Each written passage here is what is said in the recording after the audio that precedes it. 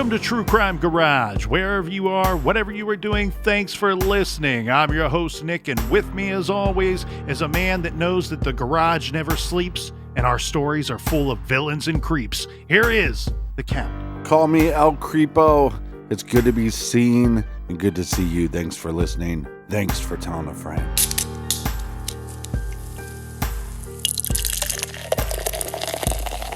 Today, pulled from the old garage fridge, we have a real dandy. This one is called, and I swear, Captain, they made this just for True Crime Garage. It's called Mr. Canoehead from the good folks at Sleeping Giant Brewing Company. Yes! Mr. Canoehead is a popular and award-winning hoppy red ale with an added dry hop to give it additional aroma and even more flavor, and I am told it is a real Canadian beer. Garage grade 4 out of 5 bottle caps. And let's give some praise and thank yous to those who love us the most. Yeah, this beer has a nice aroma of the inside of a canoe.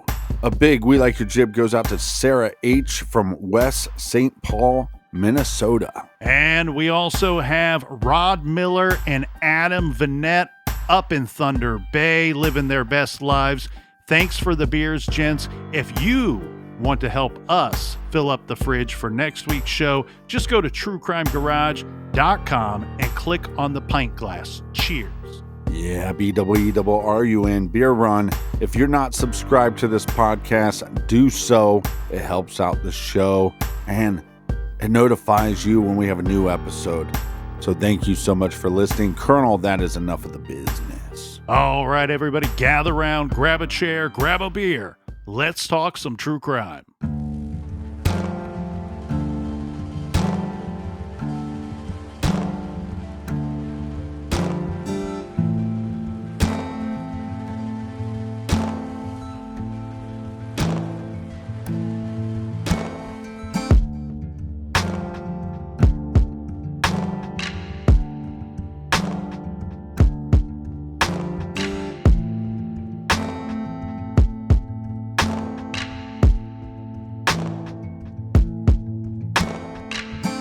"39-year-old Beau Mann was very much looking forward to marrying his partner, Jason Abate. Theirs was a long-term relationship, about 5 or more years, but also a long-distance relationship. Both Beau and Jason stayed quite busy with work, Jason spending a lot of that time in Michigan, and Beau running his company out of Los Angeles, California. Sadly, the wedding never took place. That is because on November 30th, 2021, Beau Mann vanished, and he has been missing ever since. Beau was last seen at a 7-Eleven near his home in LA. Beau is someone that is known to reach out to others and to connect with them on a level that is real.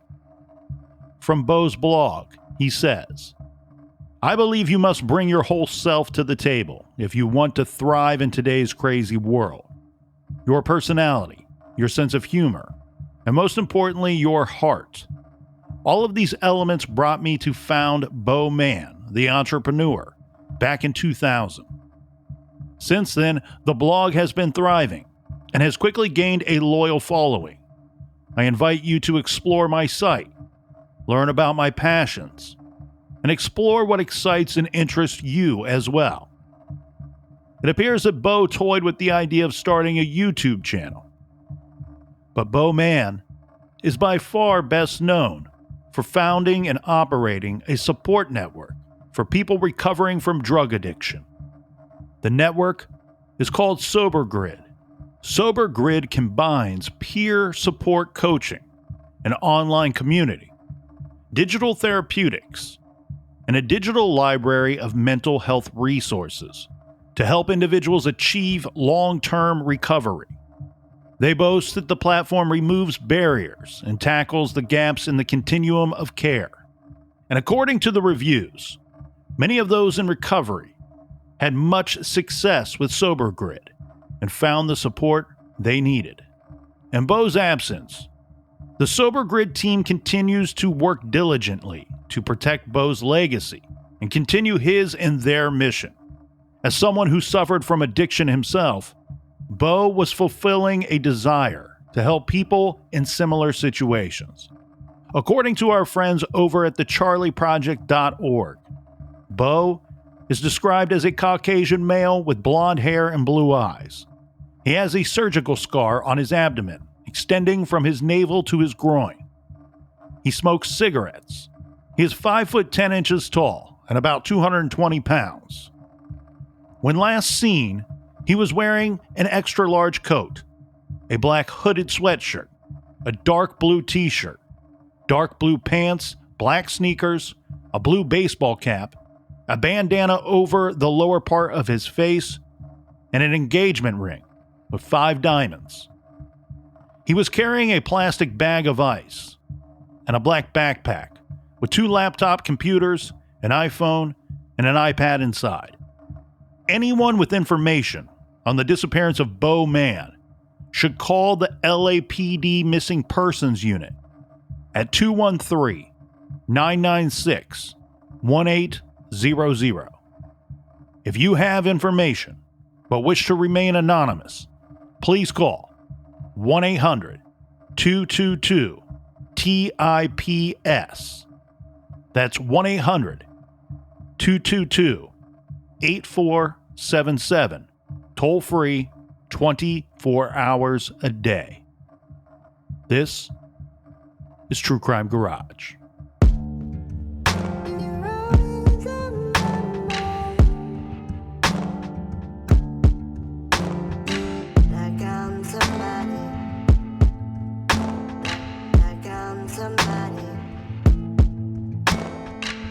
Today is Tuesday, February 21st, 2023, and it is Beau Michael Mann's 41st birthday. But sadly, instead of a celebration, the search continues to find this missing individual. Beau Mann was last seen on November 30th, 2021.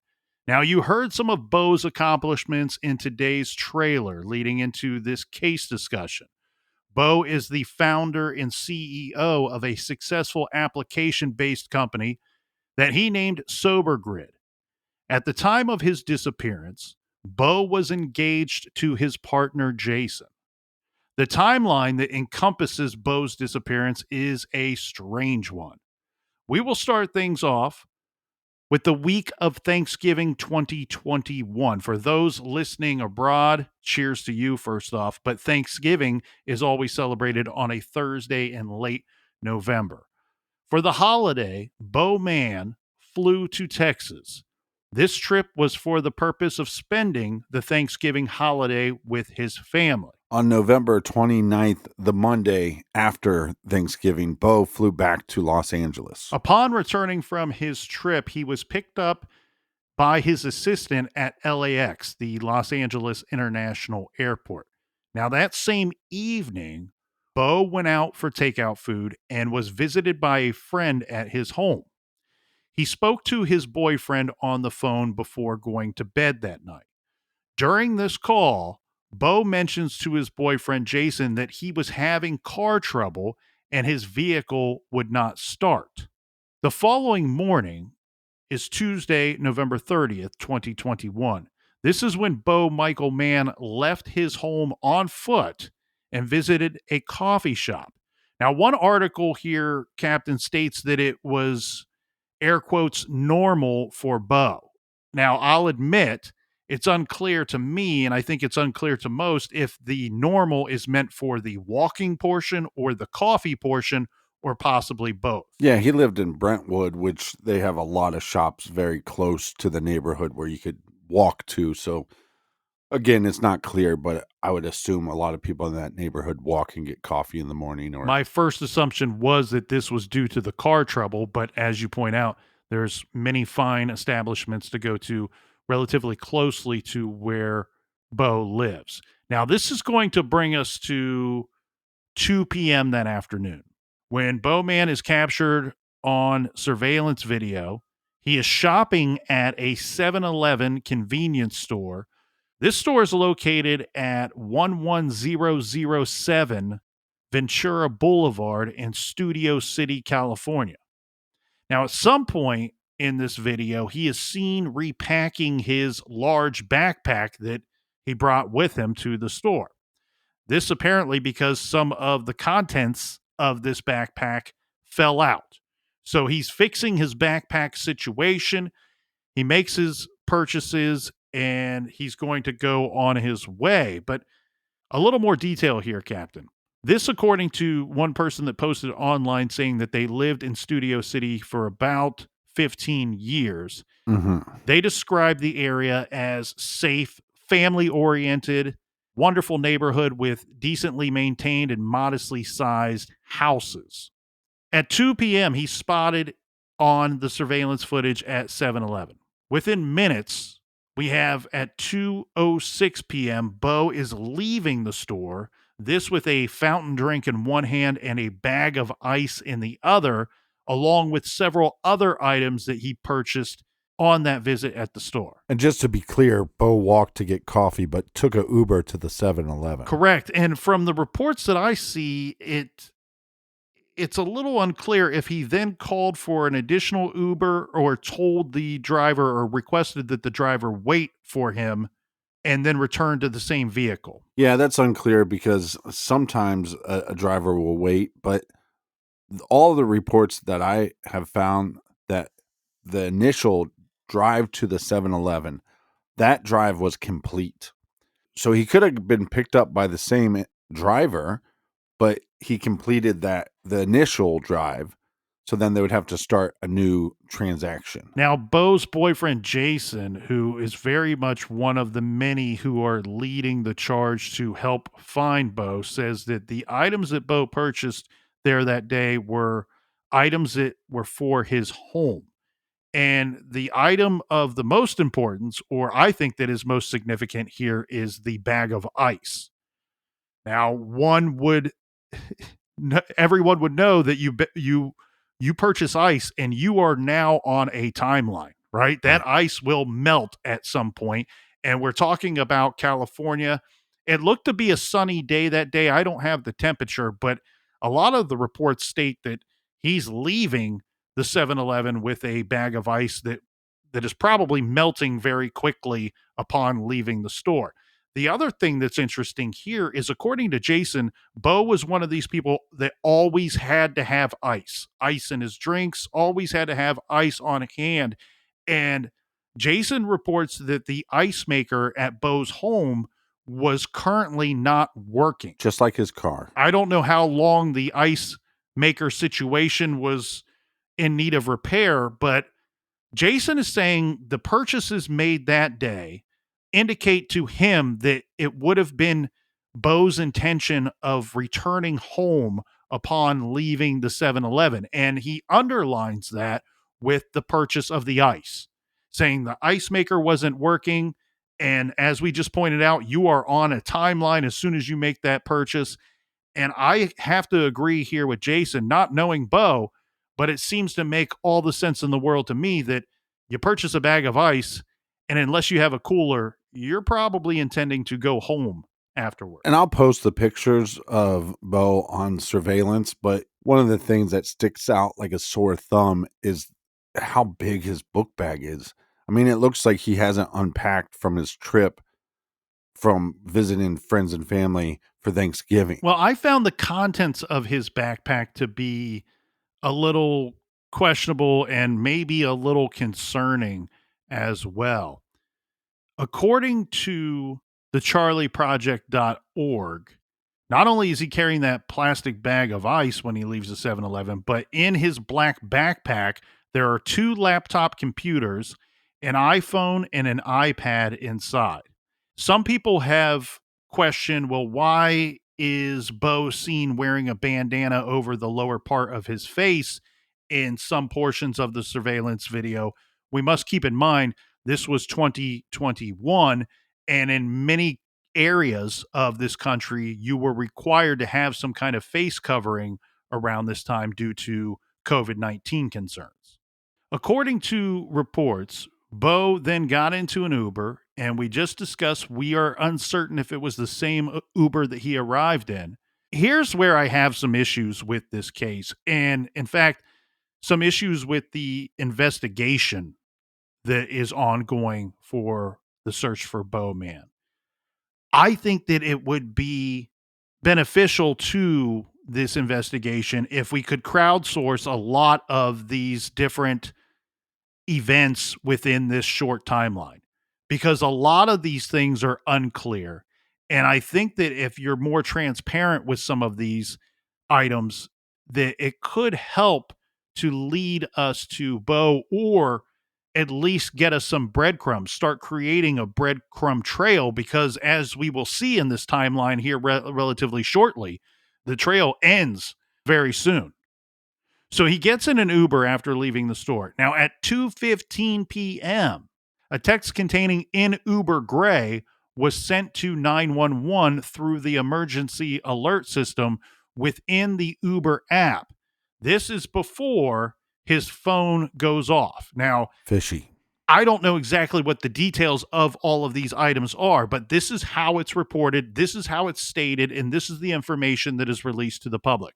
That he texts 911, and this happens before his phone went off. So there must be some indication to law enforcement or to the phone company that at some point his phone goes off after this communication. He texts Uber 911, and I don't know how this works, but they claim that it's normally followed up with like a help text, which he didn't send, but then 911 tried to get in contact with Beau Mann. That's exactly right. 911 attempts to contact Beau, but is not successful. And then unfortunately, Beau has been missing since and has not had contact with anyone.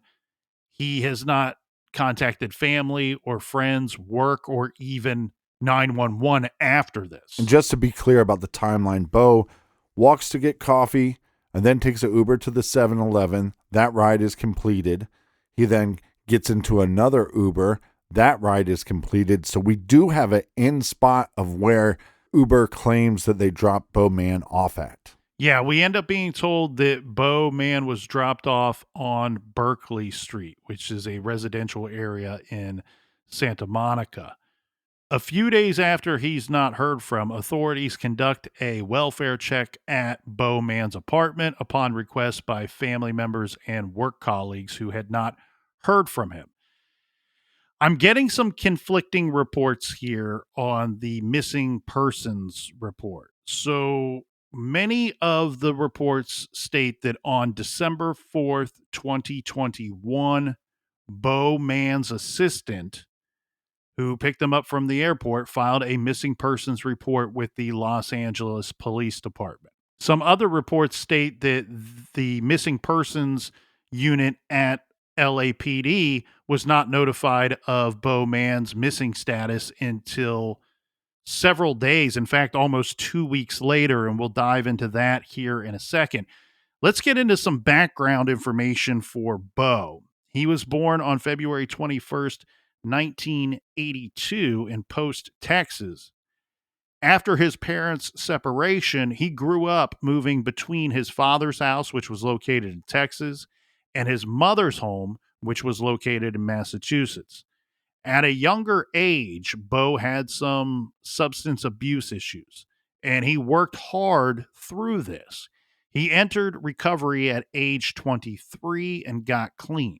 Now, as a result, he went on to found Sober Grid, this back in 2016.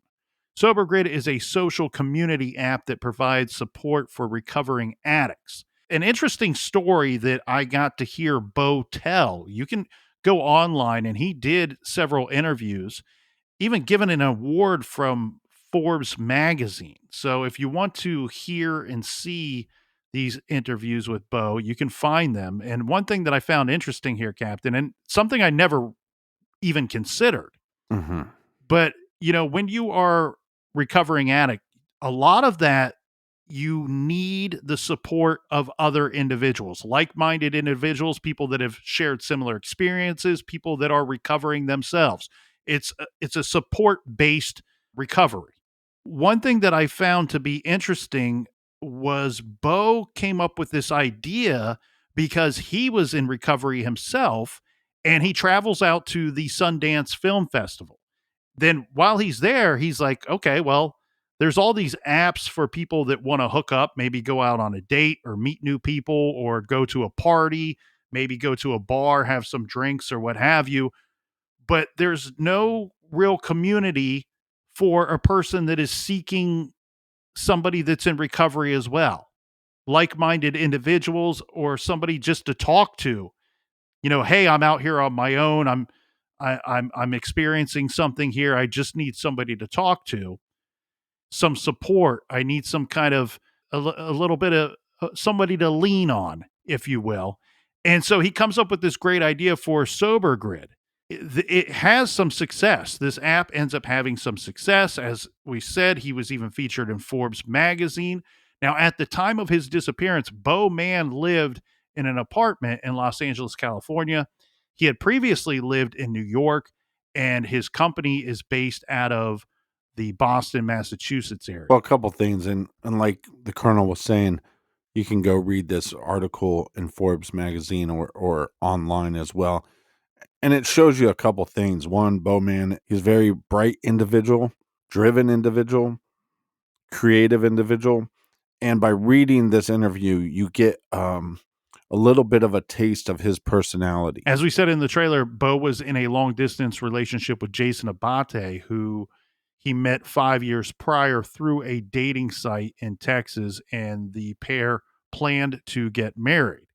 Now, we had several requests. We received a bunch of requests to cover Beau's case, and thank you to everyone who suggested this case. One of the reasons, amongst others, that we decided to feature this case is that here we have a very dissatisfying timeline to me. To me, I look at this, Captain, and I see that there are mysteries throughout this timeline.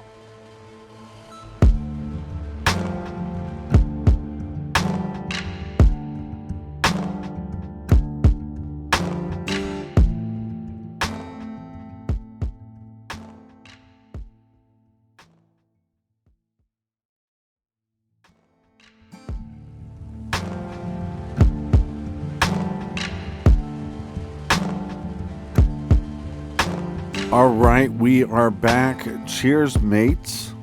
Cheers to you, Colonel. That pause, I almost cheers to you first there, Captain. Hey, the Mr. Canoehead beer, it's so delicious, Yes. and it also made me think, I wish I was wearing a Douche Canoe Bob Ross t-shirt right now at the same time. Old Bob Ross. So cheers to Bob Ross, cheers to Mr. Canoehead, and cheers to, I guess, the douche canoes out there. To all the canoe heads. Let's get into this timeline here and see what we can come up with here, Captain. Now, at 2 p.m., we know that Beau was seen and recorded on surveillance video at that 7-Eleven. Again, the address is 11007 Ventura Boulevard in Studio City. We know this to be fact. We've seen images of this surveillance footage ourselves, and we know that LAPD went to this location and they took with them this surveillance footage of Beau Mann. So good job by them to collect this. Good job by 7-Eleven to actually have a working surveillance system.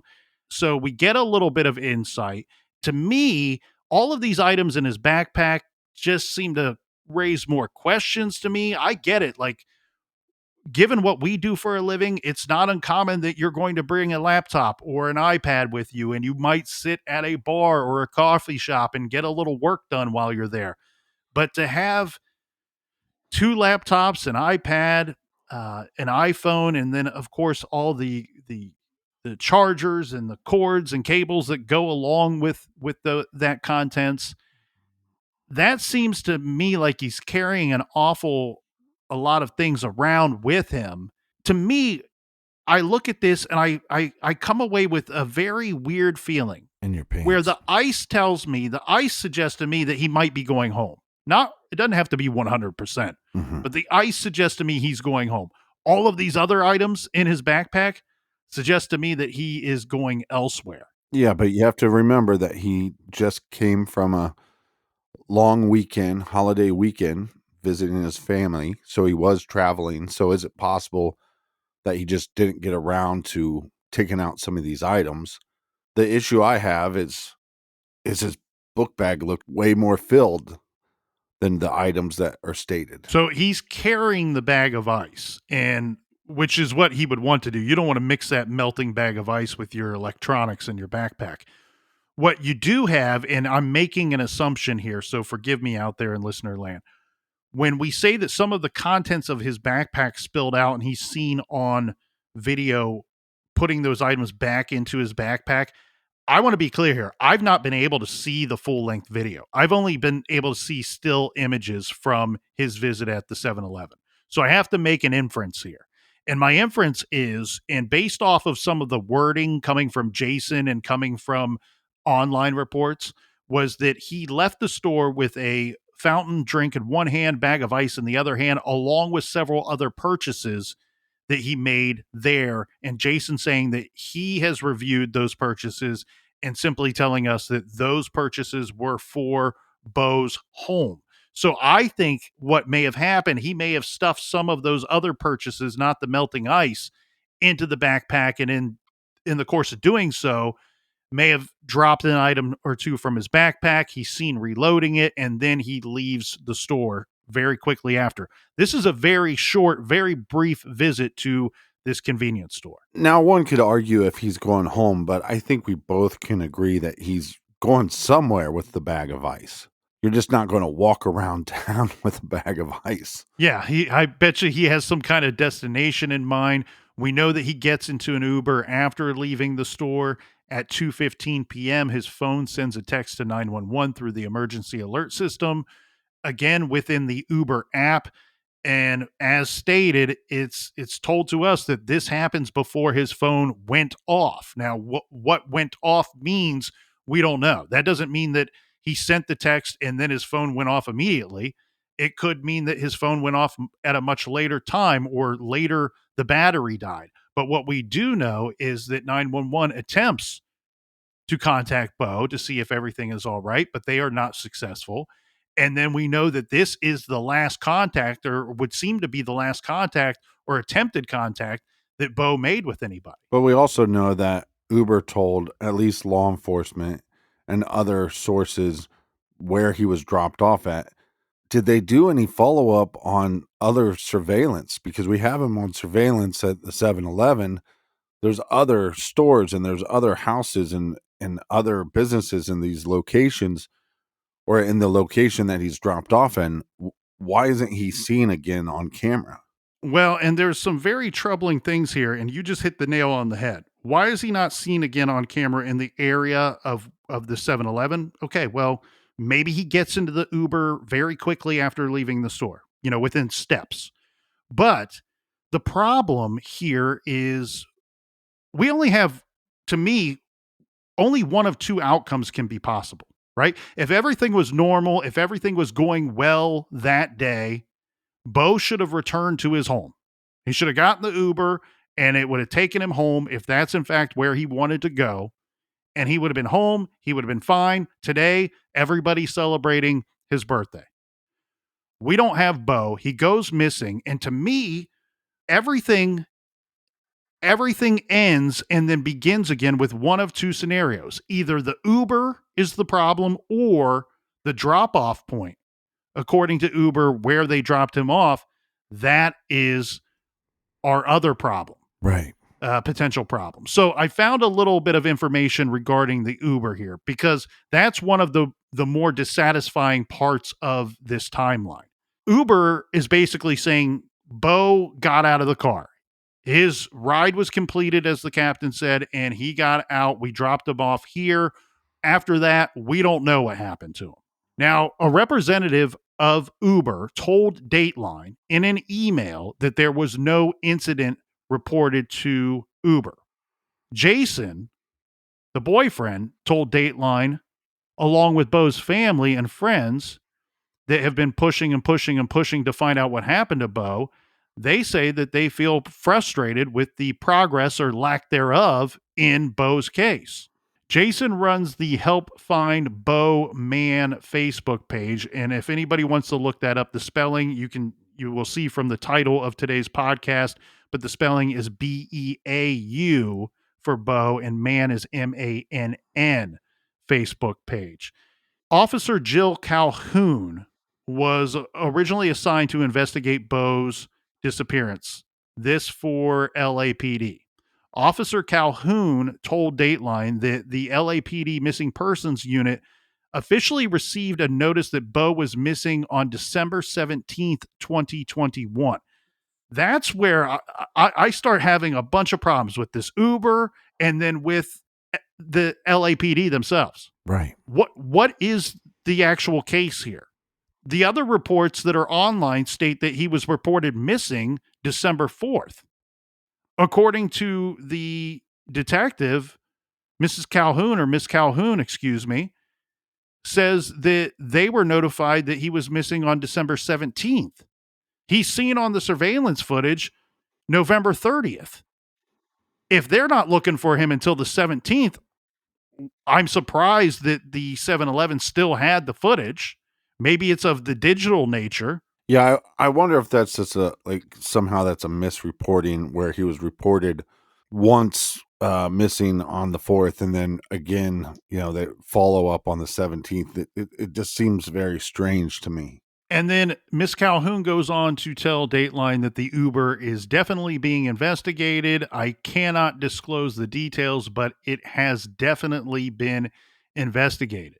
And Jason, of course, goes on to tell Dateline that the last time he spoke with Beau did in fact tell him his car was not starting, and that meant that he would be using an Uber. Now, one person that posted on the Find Beau Mann Facebook page, I think, had a lot of good and interesting points that they made in their post. And this comes from Doc J. I don't know if that's any relation to the Dr. J, but here we go. Hey, Uber, really, no incident was reported to you. Really, if the LAPD has interviewed your driver twice, how could that be that no incident was reported to you? Beau was in an Uber and used the Uber app to text 911 and never heard from again. Wouldn't you want to reassure people you are doing more than this? Transparency is important. Let's talk to your driver, air quotes, Kyle. And then the poster goes on to say Beau made the driver stop at a 7-Eleven while he shopped for a few things, brought a melting bag of ice back in the car that he purchased at the 7-Eleven, and supposedly Beau changed the route from Brentwood to Santa Monica and texted 911 for help, and your driver didn't remember a passenger like that, question mark. Who wouldn't remember a passenger that texts 911 on them, which, if I understand correctly, requires the driver to acknowledge everything is okay at some point. And then Doc J goes on to say, oh, and the driver does not do any more rides that day too, question mark. And LAPD headquarters, could you explain why you don't believe foul play is involved in Beau's disappearance? He hasn't been seen for many months and texted law enforcement for help, and this is how it's being handled. He was counting on you to help him. Where were you? And what is being done now to find him? Dateline is just the beginning. It's not going away. We don't just move on without a loved one who vanishes from our county.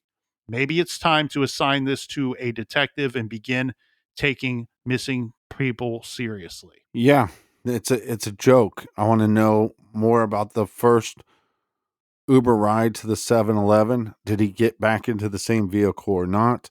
Again, like this individual online, Dr. J, what he's saying makes a lot of sense. If I'm texting 911 and 911's trying to get a hold of me, why aren't they trying to get a hold of the Uber driver? And if they did, what was that communication like? And again, we have surveillance at the 7-Eleven. What about surveillance when he was dropped off? So why did he change his location? And then why was he dropped off in Santa Monica? There's so many questions, and it seems like LAPD just has too much on their plate.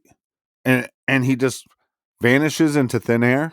Again, the fact that there's no surveillance after the fact, or that there's like we just said a couple minutes ago, when was he reported missing? That's not even clear. Right. And if they're not out there looking for him until the 17th or after, I mean, by that point, Captain, we are close to 3 weeks. We're 2.5 weeks after he was last seen on that surveillance footage at the 7-Eleven. And the thing here is where he was dropped off in Santa Monica on Berkeley Street, this is a busy residential area. Right. We've seen so many cases that have been solved or leads that have been provided to law enforcement from Ring doorbell cameras and from Simply Safe cameras and from ADT surveillance cameras from people's homes and also businesses. I can't believe you keep bringing up, why don't we have him on camera again? I'm with you. Lock and step here, my friend. I can't believe that he's not been captured on video anywhere else. If he made it to this Berkeley Street in Santa Monica, like the Uber driver says, and like the company Uber is telling us, then there should be some kind of digital footprint of him having been there. Now, some have expressed a concern about Beau's state of mind at the time that he went missing. And these are people that are close to him and family. So we do need to take that into account. However, his boyfriend Jason says that when he spoke to him, when he spoke to Beau the night before he went missing, Beau sounded normal to him, didn't say anything out of the ordinary to him. Jason says that he knew Beau the best, and he says he can assure everyone that Beau did not voluntarily disappear. Well, this harks back to another case, the Tyler Davis case, which a lot of people have emailed wanting to know if there's been any updates. I'm constantly looking for anything. I do know that they petitioned. I don't know if it went through, but they did petition to have him declared deceased. But here's another example. Tyler, his wife, his friend, they get dropped off.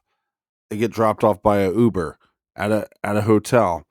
They're seen on surveillance, but then he just disappears into the night. Well, and if I'm Uber, if I'm the CEO of Uber, or I'm running, Uber in California or this area, LA, I want all of the customers and clients to know that when you ride with Uber, you are safe. That you will have a safe trip. You will get into the vehicle, have a safe drive, a safe trip, and arrive safely at your destination. Well, we keep seeing all these issues with Uber and Lyft and other ride services like this. Why not just have it mandatory that if you're going to be a Uber driver, that you have to have a certain amount of cameras on? So then if there's any question about the ride, if there's any question about the behavior of the person using that service, that they could go back and look at the footage. Well, and this would be important for the drivers themselves, for the safety of the drivers themselves. It's a win-win. It's a win-win. But here's where I have a problem with the Beau Mann story. Somebody's dropping the ball here, either Uber or the LAPD, because Or both. What we're left being told is that he texts 911. 911 did their job. They tried to get in contact with Beau after receiving this communication. They can't get in contact with him. Police are saying we found no evidence of foul play. Uber saying that they dropped him off in Santa Monica instead of his original destination. Why aren't we being told by LAPD that we've investigated that and Uber is correct? Beau Mann was dropped off where they said he was dropped off. Or why aren't they saying we have no evidence that he arrived at that new destination? Because no evidence of him arriving at that new destination certainly points to foul play. That is your evidence of foul play. And the problem I have with this case is kind of two and then threefold. Uber, LAPD, Beau's phone, the phone service that he's paying for. Have they subpoenaed those records? Have they tried to track his movements, or at least the movement of his phone that day? These are all things that should be easily researched and confirmed. I mean, he's doing everything or most everything through the Uber app. Yeah. If he's changing the destination, even if it's verbally to the driver, isn't the driver changing that within the I app? believe it has to be, or they couldn't take him to a different location. Exactly. And then if Kyle's doing this ride on the sly, if he's like, well, I'll take you elsewhere, just throw me $20. Well, then he needs to be upfront with that as well. This is the breadcrumb that we are missing, Captain, right? Did he exit that Uber or not? And we don't have LAPD or Uber's telling us he did. That's their general statement. Right. But we have no proof of that. We have no evidence of that. And you and I keep circling around the same thing. If he arrived in Berkeley Street in Santa Monica, there should be some kind of proof, some kind of digital footprint of him either being seen on somebody's doorbell camera, surveillance camera for their business, or his phone indicating that he arrived and went elsewhere, or the Uber driver's app. And there's all kinds of ways for us to verify that he arrived at that location safely or not. Well, and the problem becomes, when was he reported missing? And look, I don't mean to sound like my own Paul, but I'm going to tell you, the moment you don't hear from somebody and you start calling their family and nobody's heard from them, do not hesitate. The worst thing that can happen is that you call police and you file a missing person report, and then you have to call them back the next day. That's the worst thing that can happen if you file a report and you find the individual. Don't hesitate, because there was some hesitation, maybe they weren't able to then go and try to get that information. Or let's just say it's then reported to the news outlets, hey, this guy went missing and this is where he was last seen. Then people in that neighborhood, business owners and people in that neighborhood, hear about this missing person, and then they can check themselves. Well, let's take a look at disappearedblog.com, what they're saying about Beau Mann's case. They state on there that according to Los Angeles Police Department, a 911 text was received from Beau Mann's phone number on the afternoon of his disappearance. They made several attempts to contact him, but he never replied. This website goes on to say that the Uber driver told authorities. Now, again, going back to that Facebook post, that poster is saying that they've seen a report that LAPD interviewed the driver more than once, interviewed the driver twice. Disappearedblog.com is saying the Uber driver told authorities that Beau Mann was dropped off at his apartment.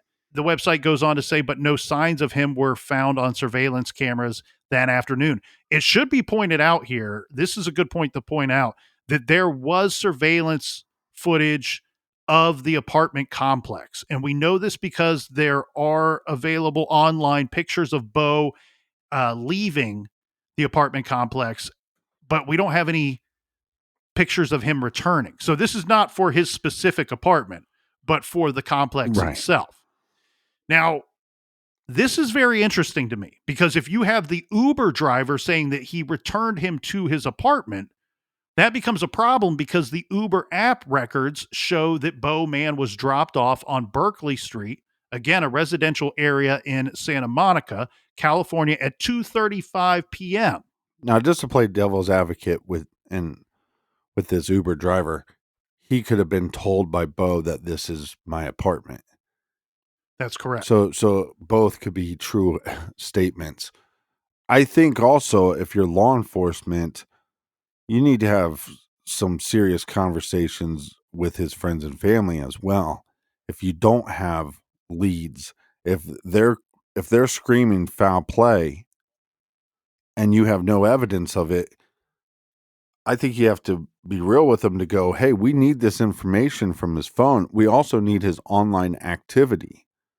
Because if they can get his online activity, is it possible that Beau was in another relationship?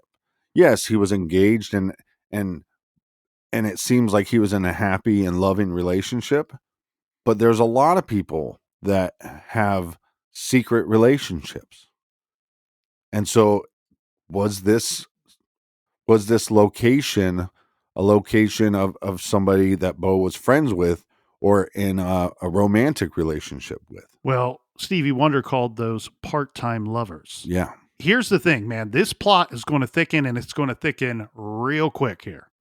So, according to his mother, Beau Mann was recently acquainted with a man named Blake Brown, whom he met online and worked with for a period of time. The man who described their relationship, this is Blake Brown, who describes his relationship with Beau Mann as, quote, friends with benefits. This man What previously does that stayed mean? at Like Beau. Bo makes him brownies or something? You can read into that however you want to read into that. This man says that he previously stayed with Beau at Beau's apartment for some time in August of 2021. Upon returning from Texas from the visit for Thanksgiving, Beau Mann reportedly texted this Blake Brown to meet up, but Blake Brown says he was not able to meet up with Beau because he was staying in Las Vegas at the time. Now, we'll circle back to Blake Brown here in a minute because this case gets even more mysterious. Jonah or Joe Good, at least in one online report, as the person whose address that Beau's Uber dropped him off in Santa Monica on November 30th, 2021.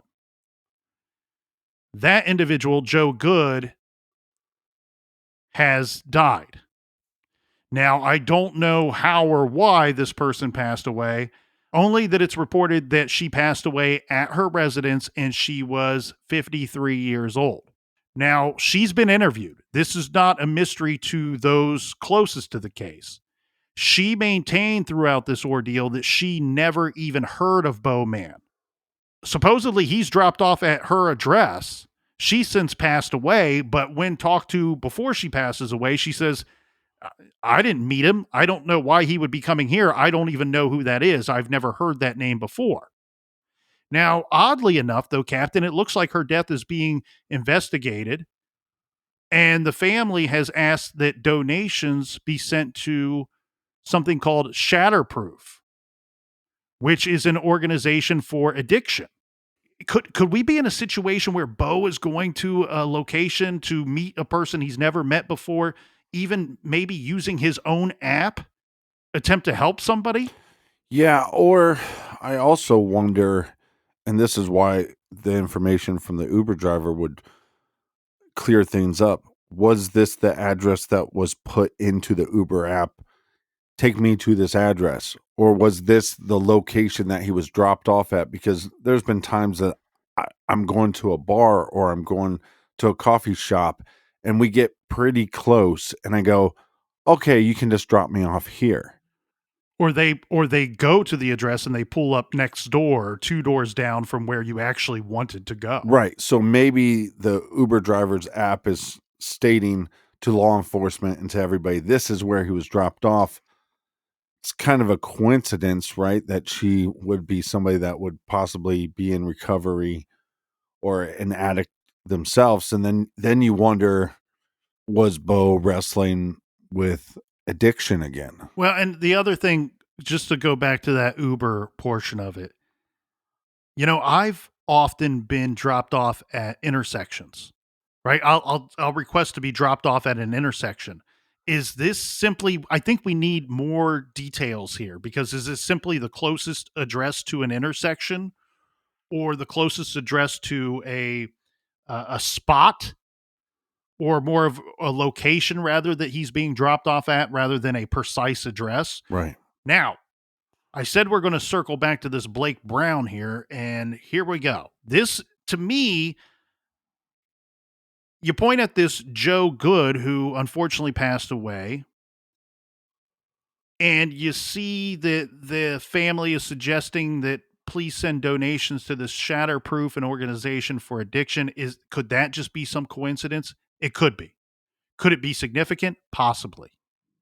What we can't dismiss is if you map out where Blake Brown was living at the time that Beau Mann disappears. Now, keep in mind, Blake Brown says he was in Las Vegas at the time that Beau Mann texted him, but Blake Brown's address is not terribly far. It's not right next door. Right. It's 2.9 to 3.1 miles approximately. So about roughly 3 miles from where the Uber is saying that they dropped off Beau Mann. Now that's driving distance. About 3 miles. That's a long walk. That's a very long walk. That's 45 Yeah, minutes to an hour. I shouldn't say driving distance because it's the same distance Right, regardless if right. you're walking or driving, but it's 11 to 13-minute drive if one were to make that drive, and as the captain pointed out, a long walk. The other thing that I found to be rather interesting here is I found 2 reports that are very unsettling when you cross-reference the information in these reports with the information in the Beau Mann disappearance or the lack thereof information in the Beau Mann disappearance. This Blake Brown individual, the reports I have, Captain, are that he left his job December 1st and may have left that apartment on December 9th of 2021. Is this all a It's coincidence? very Could fishy. be. Is it bad reporting? Could be. If these reports are true, though, Right. how the hell do you dismiss this possibility that this individual that had some kind of relationship with Beau Mann quits their job the day after Beau goes missing?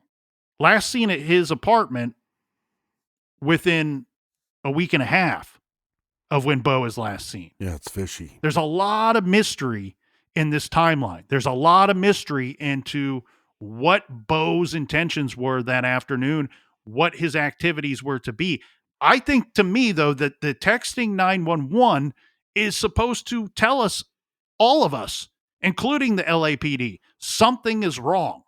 Yeah. Something is wrong starting now. We don't know what it is, but something is wrong starting now. And from every report I can find, that text was sent before Beau Mann exited that Uber.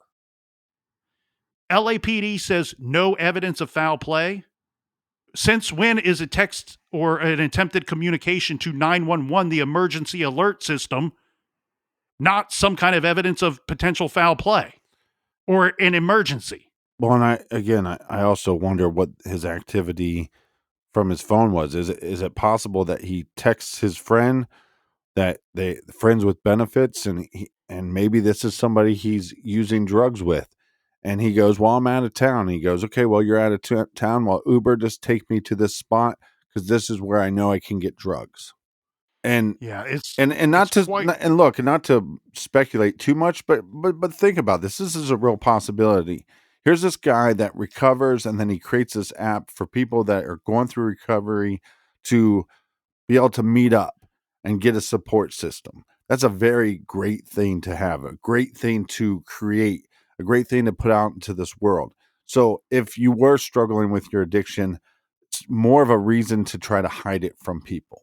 And it and we've seen in a lot of cases when somebody does overdose that somebody disposes of the body basically because they don't want to get in trouble. But you could also put another blanket on that. Is it possible that if he did overdose with some people, that they knew what Beau Mann created and what he was trying to do for that community, and that they didn't want it to be broadcast for the rest of the world? The guy that created this app to help people in recovery actually died from an overdose. well, and where is the help for the individual? I get so angry. We talked about this in the Natalie Bollinger case that the phone company, the service provider that she paid them on time monthly for the service. When the police reach out with a subpoena saying we would like to review her phone records because we think that that could lead us to the person that harmed and killed this individual, Right. they dragged their feet for 30 days due to some language in the subpoena and in the search warrant. They dragged their feet for 30 days and delayed justice in that case. Why don't these larger entities that operate in the millions of dollars help us individuals out?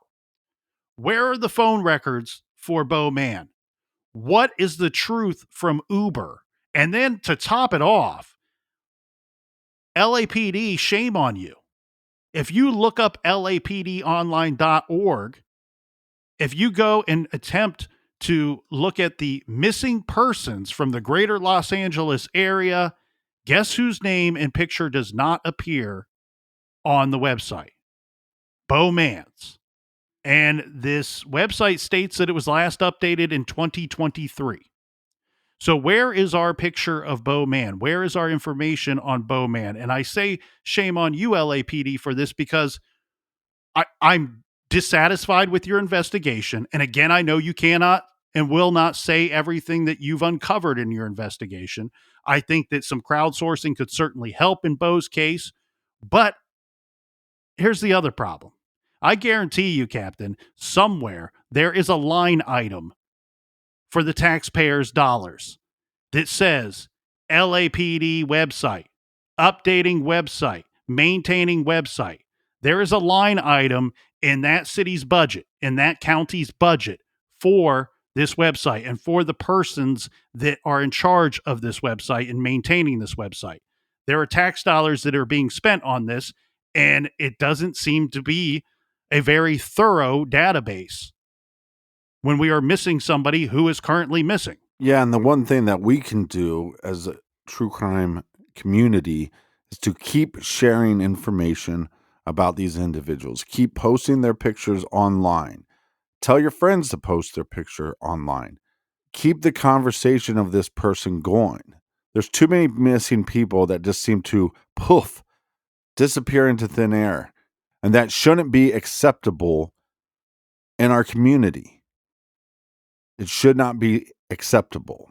LAPD statement is that they have found no evidence, means, or motive for foul play in Beau Mann's disappearance. A $5,000 reward is being offered by his family for information leading to the recovery of Beau Mann. Since his disappearance, there has been no activity on his cellular phone. His family and his partner believe he has met with foul play, as they don't think that he would have gone this long without contacting them. His case remains unsolved. Whatever happened to Beau Mann, his family wants answers. They are asking anyone with information to call the Los Angeles Police Department's Missing Persons Unit during business hours at 213-996-1800 or call 1-800-222-TIPS. That's TIPS.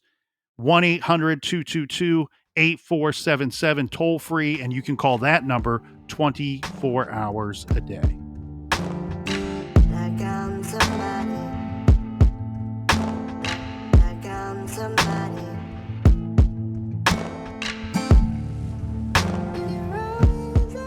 I want to thank you guys so much for joining us here each week in the garage. And until next week, be good, be kind, and don't litter.